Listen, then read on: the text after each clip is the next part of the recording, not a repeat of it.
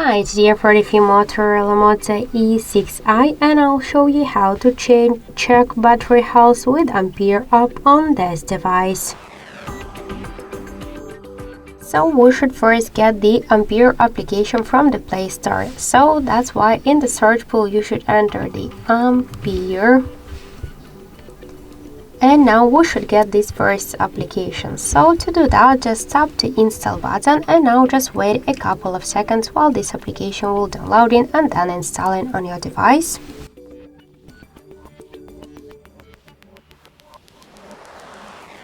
So after that, just tap the open button to open the app.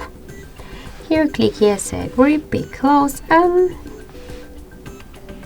tap here to OK.